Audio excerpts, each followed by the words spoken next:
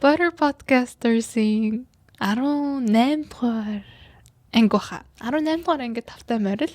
Би тэгээд Jelly байна. Тэгээд цаа маань. Тийм манай найз ингээ дахиад 2 дахь удаага зочноор хурж ирээд тэгээд ном сонгоод тэгээд бид хоёр өнөөдөр тэрнийхэн талаар ярилцах гээд ирсэн байна.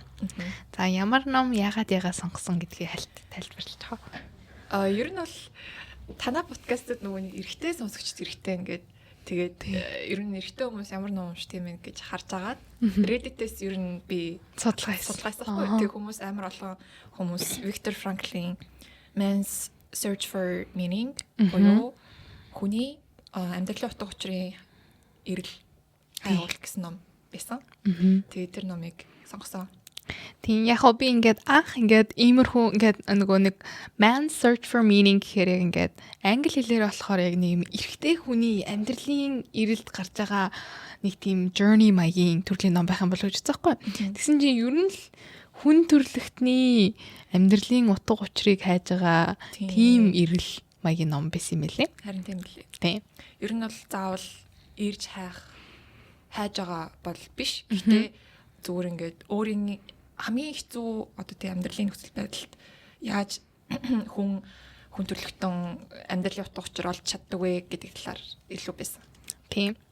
За ингээд номоо ер нь хальт ингээд багцаагаад нэг ярих юм бол ингээд энэ хүн болохоор өөрөө нэг юм Австрийн эмч хүн тэгээ psychotherapist маягийн хүн ингээд байсан. Тэгээ энэ хүн болохоор ингээд энэ номны үйл явдал нь хизээний үеэр болдог гэхлээр дэлхийн 2 дугаар дайны үеэр нөгөө нэг concentration camps-ууд дээр нөгөө герман хүмүүс нөгөө нэг еврей хүмүүсийг байршлуулдаг. Тэнгүүд нь тэнд нь очиод ингээд янз бүрийн хатуу амар тийм хэцүү ажил хийлэгдэг. Тэгээ тэр ажлыг хийлгэж чадахгүй бол нөгөө gas chamber буюу ингээд нэг тийм газын өрөөнд ингээд оруулаад тэгээ шатаагаад ер нь яваад байдаг. Хэрвээ ингээд чи хангалттай ажиллаж чадахгүй, хангалттай байж чадахгүй байх юм бол тэгээд ер нь ингээд хүүхэд вэ нөө эмэгтэй хүн бэ нөө хөвшүүн бэ нөө бүгдээрийг нь хамаагүй тэгээд устгаа яваад байдаг гэсэн. Яг бол тэр үе чинь нөгөө нэг еврей хүмүүсийг нөгөө нэг амар үзэн ядах тийм тэр юу гэж нэрлэдэг вэ? Тэр үзэл бодол амар хүчтэй явагдажсэн. Тэгээд герман хүмүүс өөрсдөө ингээд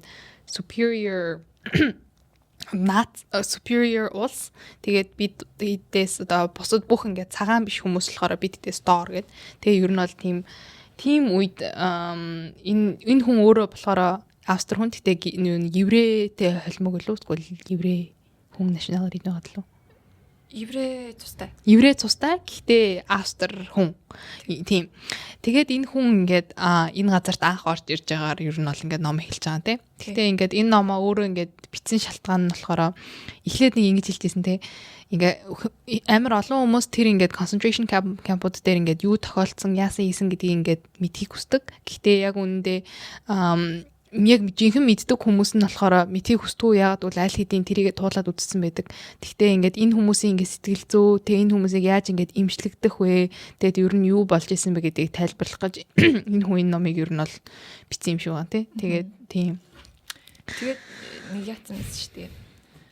Номоо бичих дээрээс өөрийнх нь нэрээ бол оруулмаар байсан. Зүгээр ямар ч нэргүй зүгээр ингээд publish хийх гэсэн чинь заавал нөгөө нэр хэрэгтэй болж тараад эцэг яг энэ номыг хэн бичсэн бэ гэдээ харах юм бол яг хэн нэг юм яг энэ бүх experience-ийг туулсан гэдэг нь ингээд мэддэх хэрэгтэйсэн болохоор ялч өөрийнх нь нэрээ бичсэн гэдэг. Тийм, ер нь бол ингээд хэрвээ мэддэхгүй ингээд ghostwriter-аар ингээд бичигдэх юм бол тэр номных нь үн цэн нь баг амар ундаг гэдэг 10 дахин ч үлээ амар ундаг болохоор ер нь бол тэрнээс өөр сонголтгүй болоод энэ хүн өөрийнхөө нэрээрээ ер нь энэ ном анх нийтэлж ирсэн юм лээ. Тэгээс ер нь бол амар амжилттай ном болсон. 10 сая билүү хэдэн сая угаасаа тийм тухайд ингээд энэ хүмүүсийн ингээд юу туулж исэн интриг ингээд мэдэх хүн байхгүй. Тэнгүүд нь энэ кампус ер нь бол ингээд амьд гарч ирсэн хүмүүс ч гэсэн их олон байхгүй. Тэгээд гарч ирсэн хүмүүс ихэнхдээ ингээд тэр түүхийг ингээд өнгөрсөндөө байлгахыг хүсдэг болохоор ингээд нийтдээ ярьдаг байсан. Тийм болохоор ингээд энэ ном ер нь бол ингээд амар олон хүмүүсийн анхаарлыг татаад ер нь их тийм бүтээл болсон юм лээ. За. Одоо ингээд ном руу орцгоё. За. Эхний хэсэг дээр болохоор ер нь бол ном маань нэг 2 том хэсэгт хуваагдсан. Эхний хэсэг нь болохоор манай зохиолч маань concentration camp-т яаж амьдарч байсан, concentration camp-т ер нь амьдрал ямар байсан талаар ярьдаг. Тэгээ 2 дахь хэсэг дээр болохоор одоо logotherapy буюу өөрийнх нь энэ School of метод. Тийм. Одоо жишээ нь ингээд хүн амьдралын утга учирыг хайхад ингээд ямар тийм ингээд эмчилгээгээр ямар одоо сэтгэл зүйн эмчилгээгээр явж ич тэрийг олох вэ гэсэн өөрийн гэсэн нэг тийм logotherapy гэсэн тийм сэтгэл зүйн нэг тийм шинэ сургууль ингээд үүсгэсэн. Тэгээд тэр нь болохоор нөгөө Sigmund Freud интерес шал өөр. Одоо тэд нэр бусад ингээд аль хэдийн тэр үед байсан ингээд тиймэрхүү сургуулиудаас амар өөр сургуулиудаас өөр. Тийм өөр ийм Австрийн нэг тийм өөрийн гэсэн нэг тийм хэддгээр үеийн 3 дугаар үеийн тийм сургууль гэж үүсгэсэн. Тэгээ энэ талаар бид хоёр одоо үргэлжлүүлээд дараа нь ярина. Гэхдээ эхний ээлжинд болохоор тэгээ одоо энэ нацигийн concentration camp дээр юу болж исэн. Тэгээ ямар ингээд өөр түүхүүдтэй хүмүүс яаж байж исэн. Тэгээд хүмүүс ингээд яаж өөр энэ тэр ситүэйшнд ингээд өөрчлөгдчихсэн. Тэгэл харуул манай чи хүмүүс бас ямар байсан те. Тэнгүүд нь амьд үлдсэн хүмүүс дараа нь бас ингээд ямар байсан гэдгийн талаар эхлээд бол яриа да. Эхний фейс дээр нь болохоор эхний хэсэг дээр нь болохоор бүх хүмүүс одоо хоригдлууд бүгдээрээ Auschwitz гэдэг concentration camp очоод тэгээд шууд очингууд хамгийн түрүүнд ингээд цэрэгнүүд бүх хоригдлуудыг ингээд шүүж байгаа байхгүй юу. Тэгээд эхнийх нь болохоор ингээд баруун зүүн явна. Зүүн явсууд нь болохоор шууд газ чамбер руу газны өрөөл явна. Тэгээд баруун шатаадаг. Тийм. Тэгээд баруун тал руу заасан хүмүүс нь болохоор ажилчдын өрөөр явдаг. Тэгээд манай зохиолч маань өөрөө яг ихэндээ тэр нөгөө нэг одоо цэрэг нь тэр хүнийг эхлээд зүүн рүү заасан гинэ тэгсэн чинь манай зохиолчлолоор ингээ баруун тал руу явах гээд хичээгээдсэн чинь за баруун тал руу яв гэдэг шууд явуулсан гэсэн. Харин тийм. Тэгэхээр бас амьдралын төлөө амар тийм хичээл зүтгэлтэй гэх юм уу одоо тийм амьдрах хүсэлтэй байх юм бол бас тиймэрхүү тохиолдолд амьд үлдэх боломжтой азтай байх боломжтой гэж надад бодогдсон. Тийм. Тэгээд дараа нь бүх хоригдлуудыг одоо газны өрөөрөө явсан хүмүүс бол ойлгомжтой. Тэгээд яг бусад ажиллах хоригдлуудыг болохоор бүгдийн үсийн бүх ингээд биенэн дээр байгаа бүх үсийг нь хусаад ганцхан толгойч биш. Бүр ингээд биений бүх үсийг ингээд биенээс нь хуссан. Хусаад усанд оруулаад тэгээд нэг тийм хуцнууд өмсүүлээд ер нь бол бэлэн болгоцсон. Тэгээд ажил нь ер нь бол бэлэн болгоцсон. Тэгээд тэр үед яг манай зохиолч маань юу мэдэрсэн бэ гэхлээр ингээд яг ингээд жигнэсээ бүр нүцгэн биетэйгээ бүгд байсан. Тэгээд одоо юу гэдэг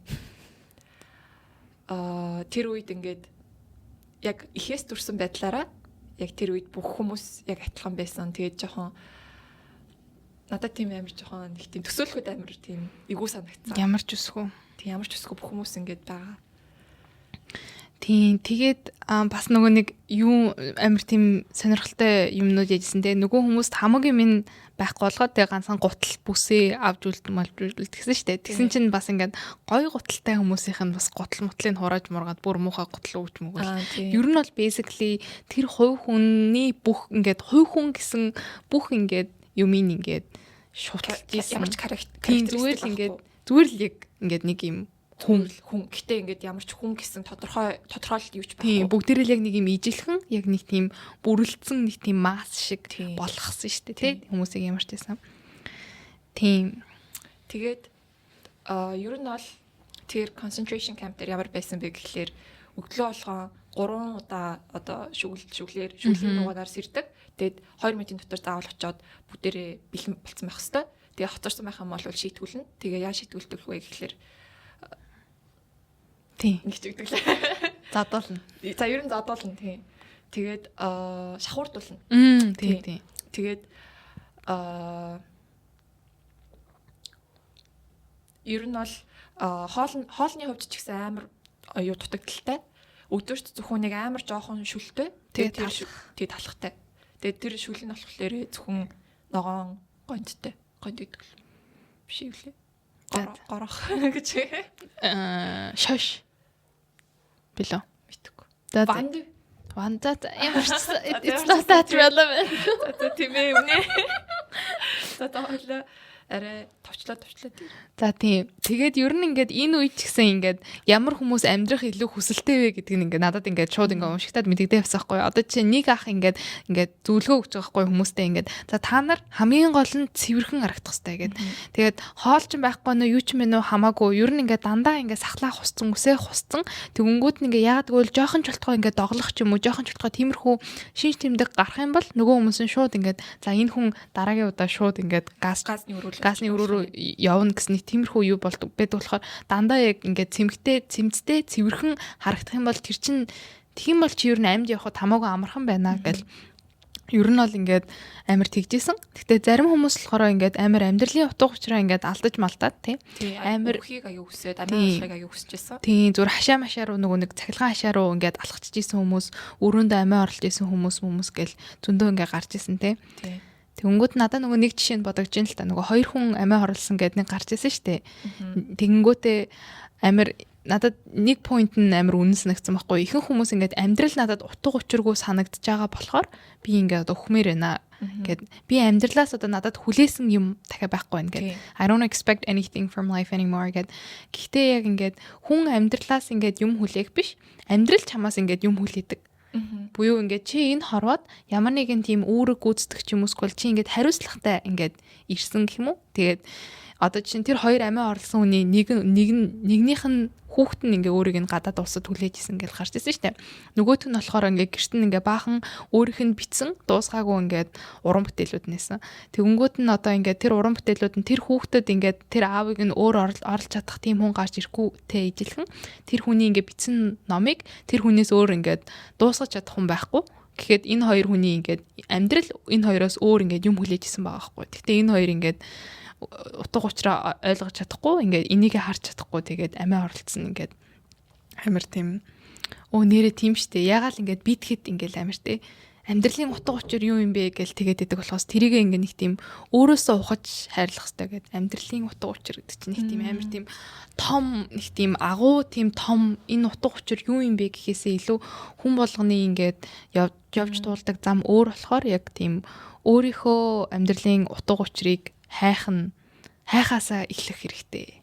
Тэгээ ер нь бол шиг хүн болгон одоо яг хүн болгонд амьдралын утга учираа олох зам нь бол адилхан биш. Гэтэ хүн болгон амьдралын утга учирыг олох боломжтой. Тийм. Санаа бисэн тий. Тийм. Тэгээд бас юу вэ штэ.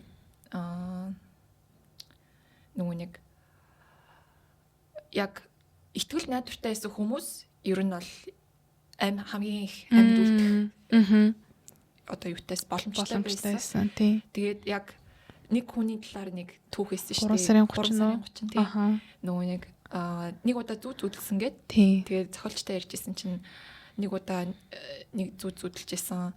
Тэгээд тэр зүүдэндээ би нэг хүсэл биелүүлэгчээс асуулт асуугаад тэгээд тэр асуулт нь юу байсан бэ гэхээр дан хизээ дуусахыг би ингээд мэдэх тэр өдрийг мэдмээр байна гэж асуусан чинь 3 сарын 30-нд 1945 оны 3 сарын 30-нд дуснаа гэд хэлсэн баггүй. Тэгсэн чинь яг тэр зүүдийг зүудэлсэн хугацааны болохоор 2 сар ийсэн. Тэгсэн чинь яг 3 сар болоод тэгээ дайн дуусах ерөөсө болоогүй.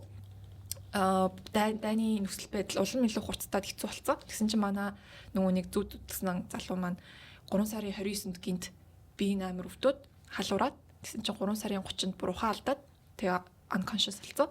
Тэгсэн чинь 3 сарын 31-нд болохоор өнгөрцөн байсан. Тийм.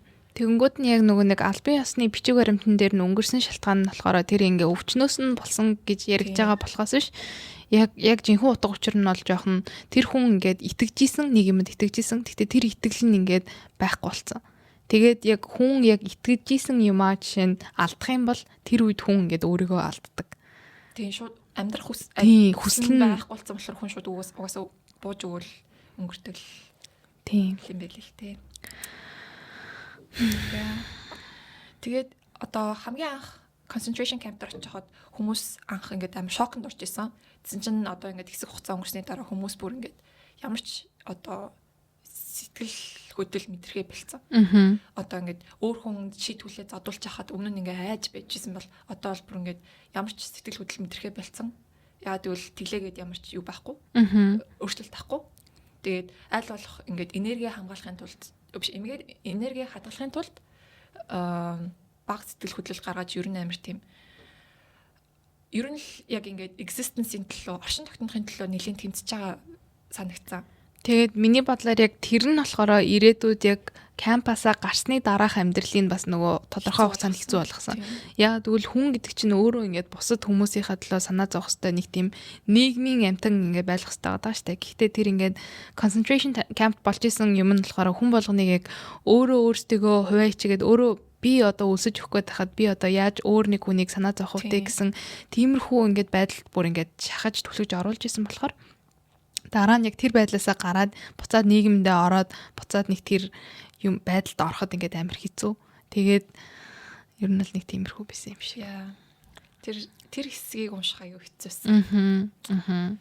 Тэгээд би бас зүгээр хальт ботсон байхгүй. Энэ номон дээр нэг амар дэлгэрүүлж гараагүй л дээ. Гэхдээ бас тэр нөгөө нэг цагдаа магдаа нарын бас тэр сэтгэл зүйд тэр байдлаас нэг амар нөлөөлсөн л ах гэж ботсон шүү дээ. Ягаад гэвэл нэг тийм амар байнгын хүн алж байгаа, байнгын хүн зовоож байгаа нэг тиймэрхүү орчинд ингээд өөрөө яг ингээд хорон санаатай хүн нь ингээд жоохон ингээд байж байгаа шүү дээ. Шийдэж байгаа, тэгж байгаа хүн байхад тэгээд миний бодлоор бол тэр ч гэсэн бас тэр хүмүүсийн сэтгэл зүйд бол бас л амар нөлөөлж байгаа. Яг хөө тэр дунд ингээд яг жинхэнэ статистууд байсан гэж гарч ирсэн шүү дээ. Гэхдээ бас л яг нэг тийм ажил одоо чи энийг хийх ёстой гэснээр бас тэр хүмүүсийг тавьсан. Тушаал гэсэн байдлаар хийсэн хүмүүс болохоор өөрийн хүслээрээ биш ч гэсэн хийж исэн. Тэгээ дараа нь одоо society орж ирэнгүүтлээ өмнө нь хийсэн буруу зүйлүүдэд бодоод тэгээд дахиж одоо нийгэмдээ тасах гэж бас аюу хэцүүсэн баг тийм би бол жоохон бас тэр хүмүүсийг бас жоохон тэгэж бодсон. Одоо ингээд баахан хүн алчин утлаа бас зүгээр тэгэл хаалгын нээгээл тэгэл баахан хүүхэд ээж ингээл хамаг юмнуудыг ингээд бүгдээр ингээд нэг юу ингээд устгах байгаа шүү дээ. Тэр бас ингээд хэрвээ яг хүн л бол хэрвээ зөв хүн л бол тэр бол яаж ч утсан тэр хүнд ингээд зүг зүгээр байхад бол жоох хэцүү л байна. Харин тийм бодсон. Ер нь бас кинон дэр ер нь гардаг шүү дээ. Яг ингээд хамгийн анхны хүн алсан мэдрэмж бол хамгийн амар байдаг. Тэрнээс хойшоо ер нь жоохон ном болчихдог гэд өвтгөө байцдаг. Тэр бас амар юм. За тэгээд 3 дахь гарсан. Тийм 3 дахь фейс нь болохоор нөгөө нэг дайн дуусаад тэг хүмүүс эрхчлөөтэй болоод тэгээд нийгэмдээ буцаж орж ирж байгаа маа. Тэгээд тэр үед болохоор хүмүүс ер нь ихэнх нь аюу хэцүү байсан. Тийм. Яг ингээд яг гарлаа гэсэн мэдээг авсан чинь гэл нэг гарч ирсэн шүү дээ. Нөгөө нэг security guard-ууд нь нөгөө манаач нар нь энгийн хувц өмссөн. Гэснээр ингээд тамхи өгсөн гэд. Тэгэл тех үед ингээд тэр хүнийг таних ч үү. Тэгэл нэг тийм амар тийм тэр эрхчлөө гэсэн юмыг бүр амар хүлээгээл хийсэн чи яг ирсэн чинь ингээд ерөөсө баярлахгүй. Тийм. Тэгээ бөөнөрөө бас ярилцсан гэсэн шүү дээ тэр шөнөө. Та нар ингээд яг үндэ баярлж гэнэ үү гэсэн чи яг үндэ үгүй гэд бүгд хэлсэн гэд. Тэгээд бас ингээд нэг тийм зүүдэн дагаа юм шиг санагдчихээн. Ингээд нэг хуурамч ертөнцид амьдраад байгаа юм шиг санагдчихээн нэдэргээд. Тэгэл бас нөө нэг гарсны дараа ягаад хамгийн хэцүүсэн бэ гэсэн чинь хоёр ер нь шалтгаантай байдаг шүү дээ. Нэг нь болохоор яг нөгөө нэг хүсэн хүлээжсэн уулзахыг хамгийн хүсэж исэн хайртай хүмүүс нь нэг бол өнгөрцөө. Эсвэл ингээ алга болцсон. Тэгээ хоёр дахь шалтгаан нь болохоор хуршуутан ч юм уу те яг ингээд буцаад уулзсан хүмүүс нь ингээд тэр хүмүүс яа надад амар хэцүүсэн би энэ concentration camp-т амьдрал амар хэцүүлээ гэсэн ингээд туршлагаа хуваалцсангууд тэр хүмүүс нь өө надад ч хэцүүсэн шүү дээ гэж мэгч юм уу те тэрийг ойлгохгүй хинч ойлгохгүй тэгээд тийм ер нь бол ингээд тэр хүмүүс болохоор амьдралын хамгийн хэцүү цэгийг яг тэндээ туулж ийн гэж бодоод тэгээд эндээсээ гараад ингээд шууд яг аз жаргалтай болно гэж бодоагүй ч гэсэн аз жаргалгүй байна гэж бол бодоагүй. Тэгээд яг ингээд миний бодлоор яг хүн ингээд итгэжсэн бодож исэн юм нь ингээд байхгүй байхаар ингээд тэр нь ингээд бүр ингээд хүндээ амар хэцүү тустай юм шиг санагдсан. Тэгээ бас ягаад ч шүү дээ. Suffering тарчлалт хязгаар байхгүй мэн. Тийм. Яг ингээд дуустгүй юм байна. Дуустгүй юм байна. Гарсан одоо эрхчлөөтэй босны дараа тэр мэдрэмжийг бүр илүү их мэдэрсэн гэж аахгүй. Тарчлал ерөөсөө хязгаар байхгүй мэн гэдэг. За ингээд ер нь бол манай эхний хэсэг ингээд дуусж байна. Тэгээ хоёр дахь хэсэг нь болохоор яг цаамын бит хоёрын хэлснээр яг энэ хүний нөгөө нэг logotherapy буюу монголоор мэдгүй шүү дээ. Ямар ч сан нөгөө нэг утга учрын терапи. Ярч нөгөө logotherapy гэдэг нь болохоор хоёр үгнээс бүтцсэн. Logo гэдэг нь болохоор logic meaning тэгээд therapy. Тийм. За энэ нь болохоор ингээд бусад ингээд хүмүүсийн одоо сургууль буюу ингээд сэтгэл судлалын сургуулиас одоо юугаараа өөрөө гэхлээр энэ нэг тийм яг амьдралын утга учирыг өөрөө хайх эзэн нь чи байд юм аа. Им шиг санагдсан. Нэг тийм рүү. Ер нь бол хүн амьдрахыг хүсэж байвал амьдралынхаа утга учирыг олох хэрэгтэй. Тэнгүүд зарим хүмүүс одоо бусад сургуулиуд байгаа шүү дээ. Friedman-ийн сургууль тэр нь болохоор юу вэ? Friedman биш юм байна. Sigmund Freud-ийн болохоор pleasure principle. Тийм. Таашаалаар ер нь бол хүн амьдралд ингээд таашаалын төлөө амьдардаг. Тэгээ бас өөр нэг сургууль нь болохоор нөгөө нэг хүчний төлөө гэжсэндээ power superior болохын төлөө. Тийм. Тэгэнгүүтээ манай энэ хүн ингээд тэрийг ер нь юу гэж ингээд тайлбарсан бэ гэхээр хүн амьдралын утга учирыг олж чадахгүй байх юм бол яг тэр ингээд таашаал тэгэнгүүт нь хүч рүү ингээд чиглэдэг. Нөгөө нэг уйдах буюу ингээд амьдралын утга учирыг мэдгүй юу ихэ мэдгүй байх юм бол тэр цагаа ингээд нөхөх гэж хүн ингээд амар ингээд хүч авах гэж тэр зам руу явдаг. Сквол ингээд зүгээр л те таашаал хийж болох буюу ингээд doom scrolling. Тэ одоо бас энэ бол ингээд boredom гэсэн ойлголт бол яг одоо амар уйдах гэсэн ойлголт яг ингээд одоо амар тийм амар relevant болсон юм шиг санагдаж байгаа. Яг л нөгөө нэг байнгын уцаа ингээд хараад ингээд юмаа ингээд ухаал яг юу хайгаад байгаа. Яг юу ч хайхгүй. I'm a victim гэж. Тийм зүгээр ингээд ямар ч утга учиргүй ингээд өмнө одоо жишээ нь ингээд reel TikTok байхгүй хахад хүн зүгээр за би нэг юм харчий гэд утас руугаа ороод юм хардаг байсан бол одоо болохоор ингээд зүгээр л ингээд хийж байгаа зүйл нь ингээд pleasure байгаа даахгүй ч бол амир Sigmund Freud-ийн lifestyle-аар ер нь одоохондоо жахаа. Гэтэ цамаа чи өөрчлөгдөнө. Тэгээд мэдсний камер ялгаагүй. За тэгээд амьдралын утга учирыг яаж олох боломжтой вэ гэд 3 аргачлал байгаа. Энэ нь болохоор ямар нэгэн зүйлийг бүтээх, ном ч юм уу, кино ч үт юм уу, тэгээд тэр юмныхаа төлөө ингээд тэмүүлээд явах. Эсвэл хин нэгэнтэй уулзрах, эсвэл ямар нэгэн зүйлд уулзрах. Жишээ нь хайр дурлал. Манай бас зохиолч маань юу гэсэн штэ. Concentration camp-тай хахад яг эхнэрээ бодож амьд ер нь төсөөлөөд, байнгын төсөөлөөд бодоод тэр нэр хөөрхөн байсан тийм ээ. Би бүр яг ингээд намайг ингэж боддог болсон ч. Тэгтээ ингээд бодоод үзтээ чи өөр нэг хүний ингээд утга учир нь kind of харин танч манай ихч өгцөн байсан. Тэгтээ ингээ ах ингээ хэлсэн шүү дээ. Ихчийг өгсөн гэдгийг мэдсэн байсан ч гэсэн ах ингээд ихчийг төсөөлөөд тэгээ тэр төсөөллөөрөө ингээд ер нь бол ингээд амьд үлдэх хичээх байсан гэдэг. Тэр нь бас хайр гэж үнэхээр агуу юм аа гэж бас бодогцсан. Тэгээд сүүлийнх нь болохоор suffering яатсан гэж л find meaning in suffering. Нөгөө тарчлаад зовж байгаадаа утга учир бол. Тийм. Одоо жишээ нь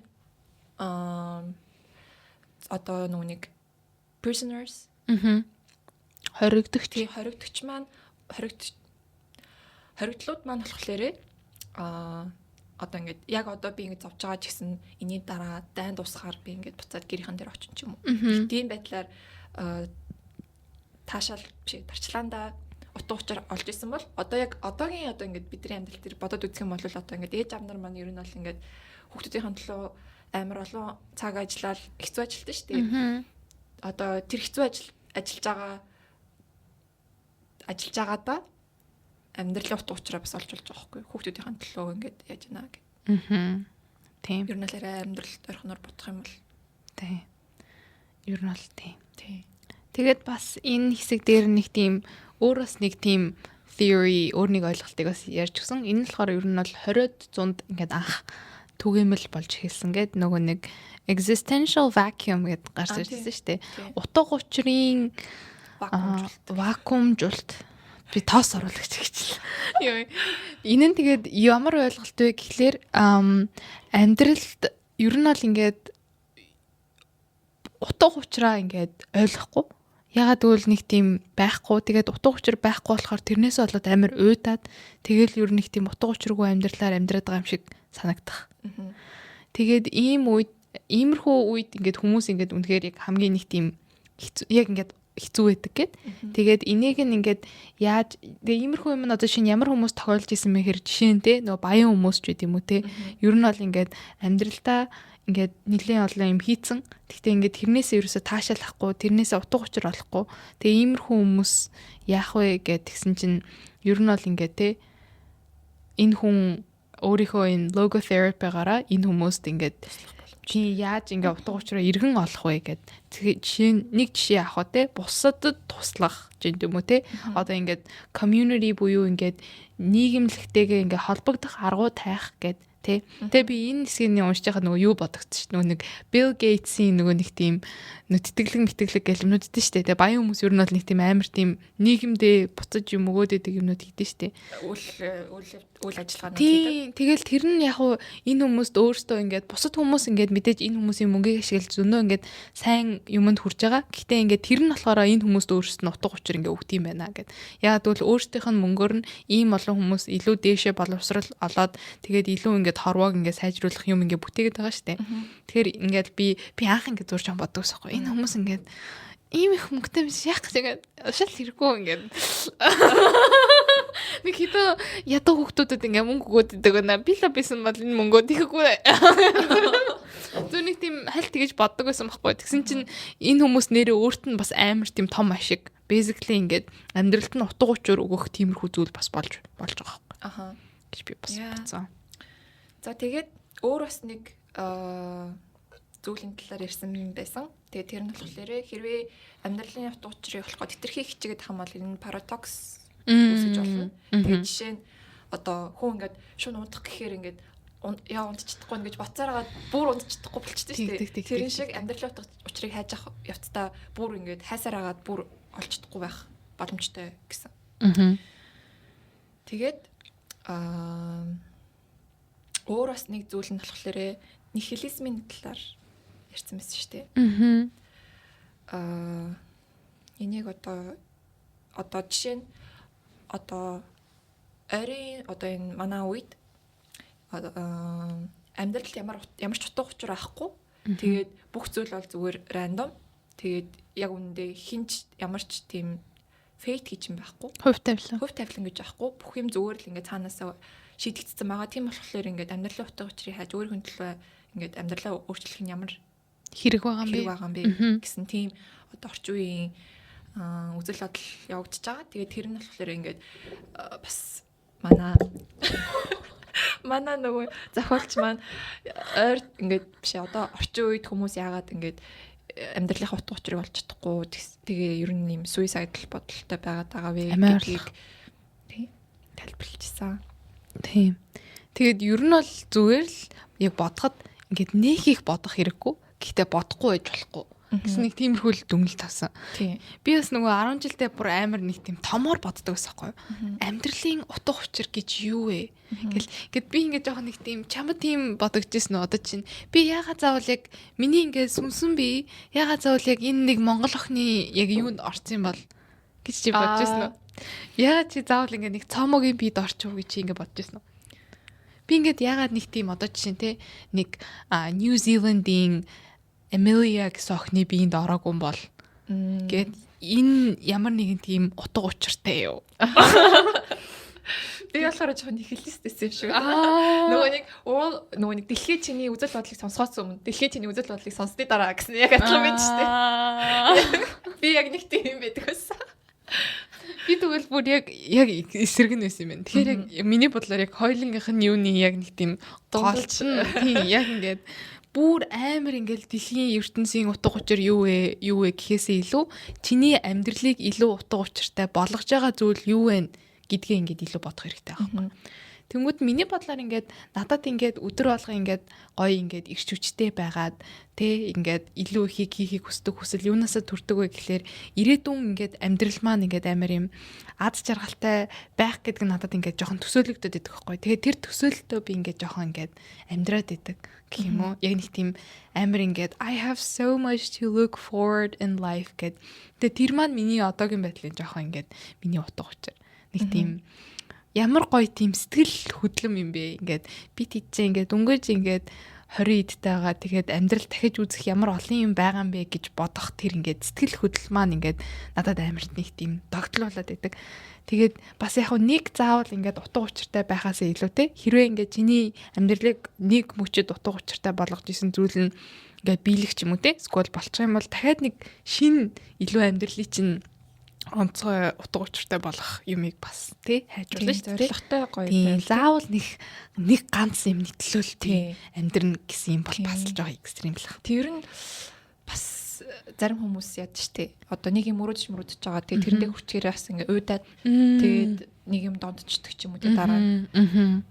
Тэхгүй тул дандаа ингээд нэг юм дуусгасны дараачны ингээ шийдвэрлээ. Байнгын ирмэлзэл явж явах хэрэгтэй. Тийм. Ер нь бол тэгээд нэг юм бүтээ тэгээд дуусчих юм бол тэгээд араас нь тэр ингээд жоохон Фройдын тэр нөгөө нэг таашаал маашаалыг хөөдөг юм руу орчлохоор байхгүй. Одоо чинь би баян болно гэсэн нэг тийм ганц зорилготой байлаа гэж л та. Тэгэл амар их мөнгөтэй олчвол тэгэл тэр мөнгөөрөө ингээд яаж өөрийгөө аз жаргалтай болох вэ? Ингээд аз жаргал гэхээс илүү нэг тийм өөрийгөө яаж таашаалтай байх вэ гэл те. Зүгээр мөнгөө хамаа намаагүй ямар ч утга учиргүй үрж мөрөөд ч юм уу те. Тэгэл нэг тийм хоосон амьдралаар амьдрах юм бол тэр бол жоохон бүтэхгүй л. Яа, гэтээ тэх юмсантэй гэж. Yeah. Би бас баян болохыг хүсэж байгаа. Don't get me wrong. Би бас баян болохыг хүсэж байгаа. Гэтээ яг хөө ингээ баян болчоод. Тий. Бас өөр зүйлийг хайж болно шүү дээ. Тий. Би Bill Gates шиг тий. Бас баян зүйл хийж болно. Тий. За manifest. Ер нь manifest юу хүмүүс manifest. За тэгээд сүүлийн ер нь нөгөө нэг хэсэг болохоор tragic tried. Нэг үтэй юу юм бэ? Одоо юу коо. За ер нь бол suffering одоо тарчлаа. Guilt. Харамсал. Тэгээд үхэл. Тэгээд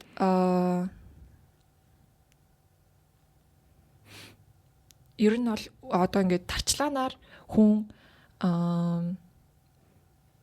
яах вэ гэхлээр одоо тарчилснараа хүн эр зориг олж олно. Эсвэл одоо хэцүү байсан ч гэсэн сайн зүйлийг олох тэр одоо хүсэл эрмэлзэлтэй болж болно. Тэнгүүтлээ гимшлэр болохоор хүн арай илүү дээр хүн болохыг хүсэж эрмэлзэлж болно. Тэгээд арай шинэ амьдралыг шинэ одоо ингээд эхлүүлж болно. Тэгээд сүүлийнх нь болохоор үхэл. Тэгээд үхэл нь болохоор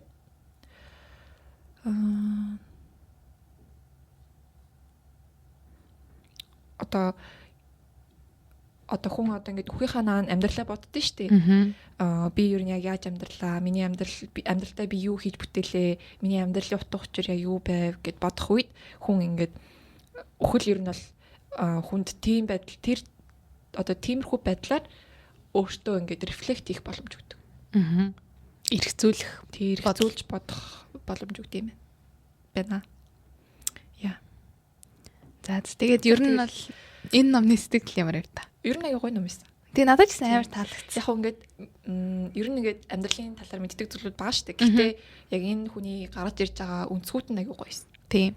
Тэгээд яг хөө ингээд хоёр дахь хэсэг нь бол яг уйдгартайс. Тэгээд тэрийг бол яг хөө миний бодлоор ингээд нэг амар философи сонирхтгүй хүмүүс болохоор жоохон гүйлгээд өөртөөхөө яг илүү ингээд сонирхож байгаа хэсгийг нь үзээ явуучих юм бол арай гоё юм шиг санагдсан. Тэгээд ер нь бол амар тийм хүн болгоны уншуул зүгээр юм шиг санагдсан. Богинохон ч ном байсан. Тийм, богинохон ном байсан шүү нэрээ. Яа. За. Өнөөдрийн дугаарт маань хамт байсан фэнүүдтэй. Manifest. Окей, би бол at least нэг фэнтэй хаа. За. Тийм баха. Түмээ дэр. За. Баярлаа. За, за. Жили байлаа. Манай 18 дугаар там тавьсанд баярлаа. Цоо баярлаа. Үцэнд баярлаа. Үзэнд баярлаа. Бай. Өдрийг сайхан өнгөрүүлцгээгээрэй.